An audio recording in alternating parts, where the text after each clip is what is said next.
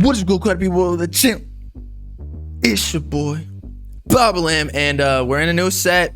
Again, I'm always home during the holidays, so that should just be expected at this point. I'll be back soon, though. But in today's video, we're talking about how Lil Pump had potentially the worst flop in history. Now, there's a few contingencies here and that he didn't promote it, but we'll get into that a little bit later. And at the very end of the video, I even do my own estimated calculation of how much he sold first week since Billboard or no official sources are even announcing it. Not because they don't want to, just because it probably wasn't even enough to register in their automated system of calculating the first week sales. But to get right into it, as you may or may not know, because most people did not know that Lil Pump actually dropped an album. Well, people did know, but only because some people were reminding others not to necessarily listen to his album, but just say yo, Lil Pump dropped an album and no one's talking about it. Well, we're talking about it now, but we're only talking about numbers.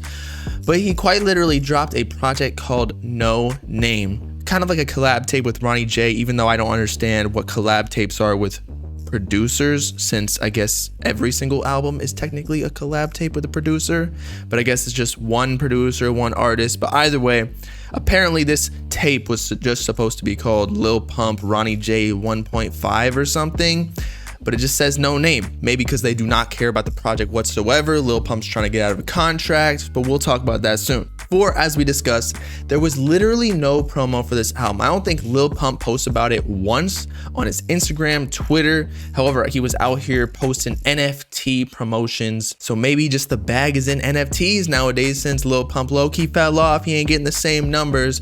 A stream only paying out, what, $4 per 1,000 views? Whereas an NFT, if you promote an NFT, they'll give you one that potentially goes to $1 million in a day, and then you sell it off. A rug pull. But either way, what we kind of researched into was that it was released and distributed by The Lights Global in a joint venture with 1RPM, which is kind of like an independent music distributor.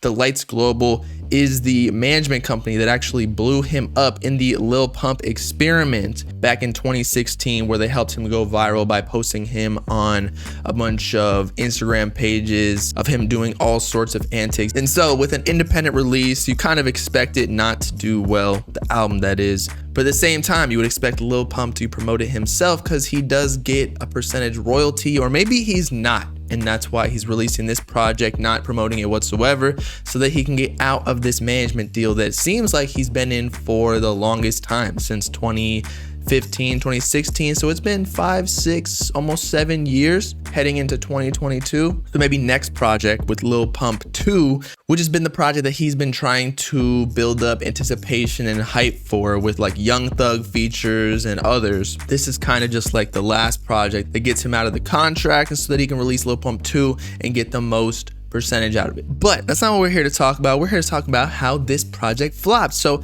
as you can already see, most of these songs didn't even hit 100K plays, except for Racks to the Ceiling. But this was actually a single that released months prior, and it has a Tory Lanez feature, the only song on the album with a feature, and Tory Lanez is a pretty big artist, so it had a head start and a little bit of a feature boost. Rick Owens is definitely the song that did the best with 150,000, so maybe they put that in some playlist, or maybe put out ads on Instagram. This was the song that they used to market the album. But as we discussed before, with such abysmal numbers of not even hitting 100K streams on Spotify for most of the songs, mind you, it's actually Wednesday. This album dropped not last Friday, but the Friday before. So it's been a week and a half, maybe even a little bit more. And I've searched through Twitter endlessly trying to find Chart Data's post or somebody to give us the first week's sales, just because we like to clown on artists who flop. So you know what I'm gonna do?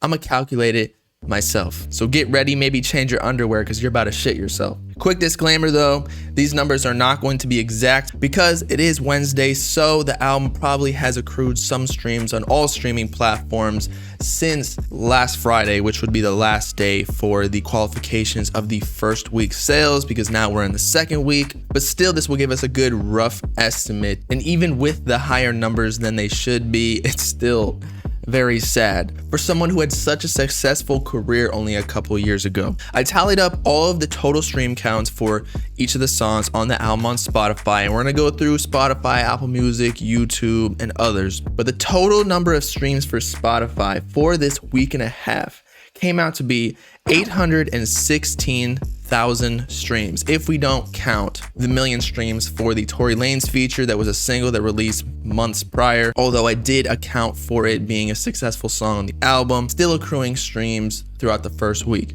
just not a million because that happened over a few months' time. But 816,000 streams in 1 week isn't even a million on a Lil Pump album in the first week. We're not talking about a million albums sold, we're talking about just a million streams, which a lot of artists are hitting on every single song. And if we divide this by the standard number of 1,500 streams equals one album sale, that equates to 544 albums, not 544,000, 544.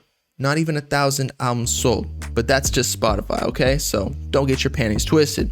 But next, we have to head over to Apple Music, but given that Apple Music is actually a smaller music streaming platform than Spotify, I wanted to figure out like a better estimate than just multiplying the previous 544 albums sold by 2. And what I found out is that in Q3 of 2021 that just passed, Spotify has roughly 381 million users, not necessarily just premium users because a lot of them are supported by ads, but that's only about 10%. Whereas according to this year's data in Q1, Apple Music has a market share of 16% of music listeners. So that would equate to 78 million users on Apple Music. Granted, they are paid subscribers, whereas Spotify, that was their total number that was supported by ads. And I don't believe Apple Music has an ad-supported listening program. But either way, this is just an estimate, so that doesn't matter too much. So if we take this ratio and multiply it by the 544 albums sold on Spotify, that would give us 111 copies. So thus far, if you do the math, we already have 655 copies sold total for Lil Pump's album. But don't fret if you're a Lil Pump fan, because we still got one more major streaming service that we got to calculate before we're done.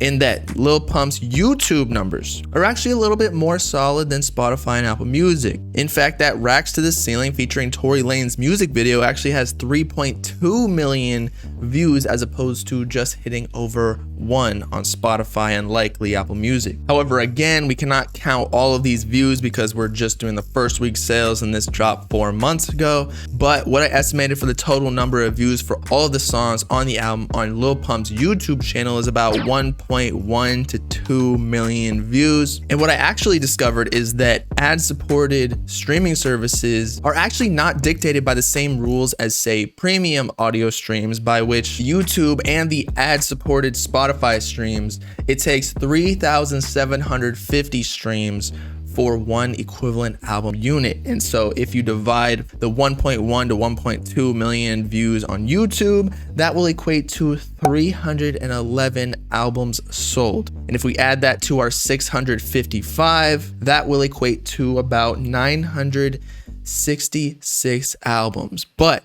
as we keep discussing, it's Wednesday today, so we have to multiply this by, say, 4/5, because most of these streams are probably already accrued during the first week, since when a song is released, most of the streams or views occur within the first couple of days, so it really doesn't affect the numbers that we have thus far. And so the total number of first week album sales that I have estimated is about 772 albums sold first week. Now, of course, there are other sources that we would probably have to calculate, such as Radio Play, Deezer, Pandora, or any of the other less popular streaming services. However, I feel like I already overcalculated a bit because of Spotify's ad-supported streams that I did count as premium streams, plus Apple Music, Spotify, and YouTube pretty much compose of such a fat majority of US listeners. Not to mention the fact that a lot of these streams actually won't count towards the first week's sales, because usually Billboard, when they calculate their rankings for the hot Billboard 200 or 100 for singles, they usually only use US sales as a metric rather than global sales. And obviously the world is much larger than the US. But for hip hop,